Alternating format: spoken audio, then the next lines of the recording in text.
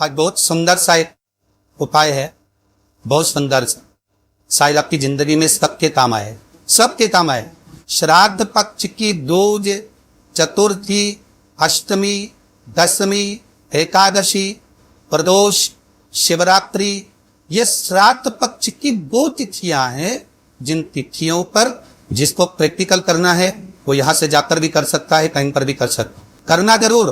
कहीं श्योर बना महाराज झूठ तो नहीं बोल रहा, इसने प्रैक्टिकल करते रहना। जब शंकर भगवान को जल चढ़ाया जाता है 16 श्राद्ध पक्ष में, 16 दिन श्राद्ध के जब हम भगवान शंकर को जल समर्पित करते हैं तो उसका भाग हमारे पितरों को प्राप्त हो।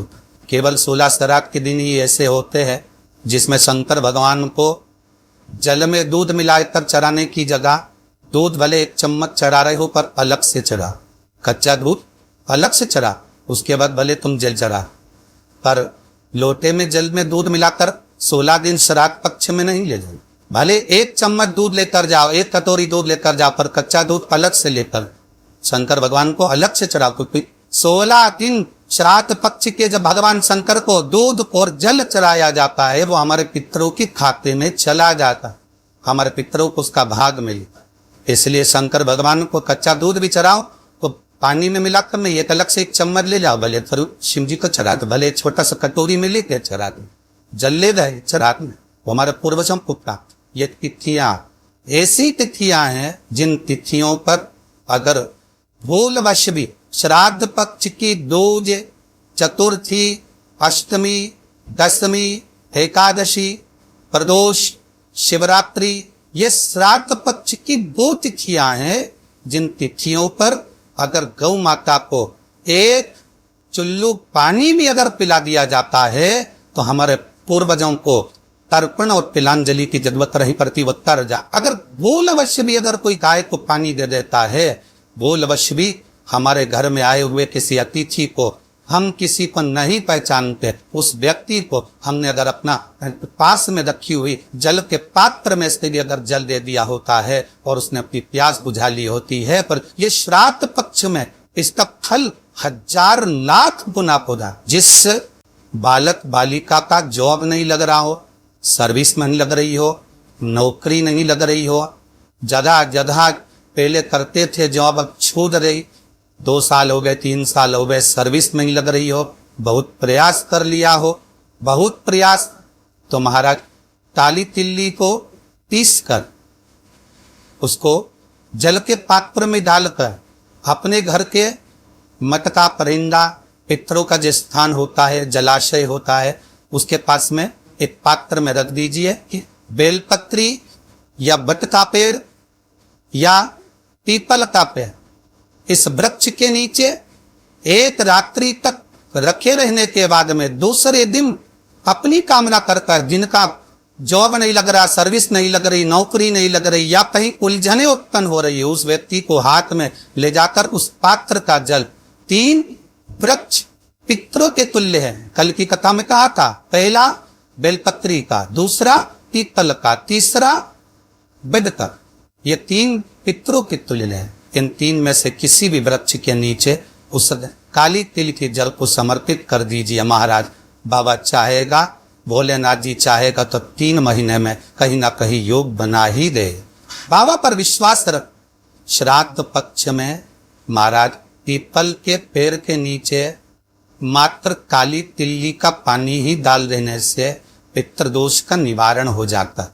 किसी लड़के की लड़की की विवाह शादी नहीं हो रहा हो, मंगल विवाह नहीं हो रहा हो, पानी के लोटे में थोड़ा सा काला तिल डालकर श्राद्ध पक्ष में पीपल के पेड़ के नीचे चढ़वा दीजिए।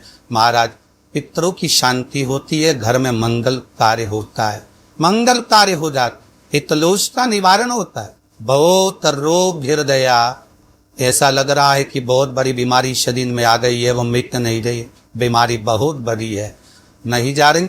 सरसों का फूल भगवान शंकर को चढ़ाना प्रारंभ कर। सरसों तो आप अपने घर के अंदर भी बो सकते हो, उसमें पीला फूल ही जाता है। शिव जी को चढ़ाना चालू कर तो बीमारी समाप्त होना कर। घर में शांति नहीं है, लक्ष्मी तो है, परिवार भी छोटा है पर शांति नहीं। जब देखो जब किसी ना किसी का मुंह चलता रहे, क्रोध में बोलते रहे, शब्दों के तीर चलते रहे, शांति नहीं है।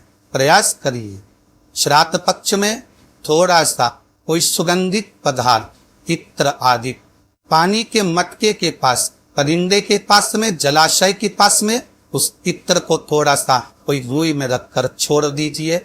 घर में कभी क्लेश नहीं हो सकता, शांत का माहौल हो जाए।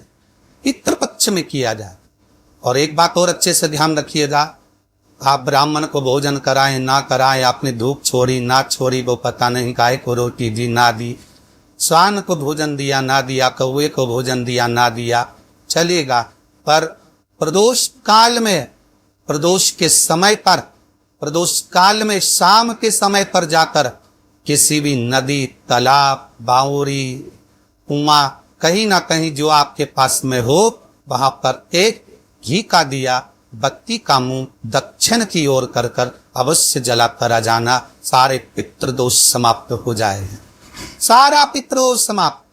किसी भी जलाशय के पास में, नदी, तालाब, बावड़ी, कुआं, जो आपके शहर में, आपके गांव में, आपके नगर में हो, वहां जाकर लगन। अगर नदी, तालाब, बावड़ी, कुआं नहीं है तो पीपल का वृक्ष हो या बेलपत्री का वृक्ष हो या बट का वृक्ष हो, उसके नीचे लगा दो प्रदोष काल में। इसलिए प्रदोष काल में जलाशय के पास में, बावड़ी, कुआं, नदी, तालाब के किनारे पर दिया लगाया जाता है दक्षिण की ओर मुंह कर कर बत्ती का। तो पितृ आशीर्वाद देते हुए जाते हैं कि फलो फूलो, आगे बढ़ो, उन्नति करो, तरक्की करो। ये पितरों का आशीर्वाद रहता है, पितरों का वर रहता है। जिसके घर में क्लेश होता हो, अशांति रहती हो, क्लेश रहता हो, या छोटी छोटी बात पर विवाद चालू हो जाता, या पति पत्नी में, परिवार में, सास बहू आदि का दीप में कहीं ना कहीं कुछ अगर विवाद रहता हो, तो शास्त्र कहता है ऐसा बेलपत्री की डंडी रखिए ना। बहुत ध्यान दीजिएगा, हमारा श्राद्ध पक्ष की कथा चल रही है, ध्यान दीजिएगा। जैसे ये बेलपत्री की जो डंडी होती है, डंडी का जो भाग होता है बेलपत्री की, ऐसा बेलपत्री की 7 भाग लेंगे, मतलब बेलपत्री 7 लेंगे। 7 बेलपत्र लेकर कच्चा जो सूत होता है ना, कच्चा सूत जो जानती पेड़ पौधे में माताएं लपेटती हैं, धागा जो होता है ना सफेद कलर का कच्चा धागा, जो बर में, पीपल में और आंवला आदि में लपेटा जाता है। शंकर भगवान और माता पार्वती का स्मरण करकर नंदी के, जो नंदी होता है, नंदी के राइट भाग, नंदी का एक पांव ऊंचा होता है। आपने देखा होगा आगे का पांव ऊंचा होता है, बैठते समय नंदी का एक पांव ऊंचा, एक पांव नीचे क्यों रहता है? तो नंदी का जहां पांव ऊंचा है उस ऊंचे पांव के पास में बैठना है। कच्चे सूत पर उस बेलपत्री के जो 7 गुच्छ है, 7 जो बेलपत्री के भाग है, 7 बेलपत्री हैं, उसको अपना नाम गोत्र स्मरण कर कर उस कच्चे सूत को लपेटना है।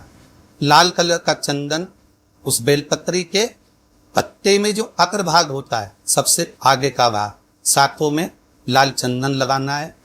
महाराज उस चंदन को लगाकर प्रदोष काल में शंकर भगवान को समर्पित अगर करते हैं तो जिस घर का गोत्र बोला है उस घर में कभी क्लेश नहीं हो सकता, उस शांति का अनुभव। एक धागा होता है पक्का धागा, एक धागा होता है कच्चा धागा। बहुत ध्यान दीजिएगा, हमारा पक्के धागे से नहीं लपेटना सके। कच्चा जो धागा पीपल में, बर में या आंवला आदि में जो हम लोग लपेटते हैं पूजन करते समय, वो कच्चा। और एक बात और आपको कहना है, ध्यान दीजिएगा।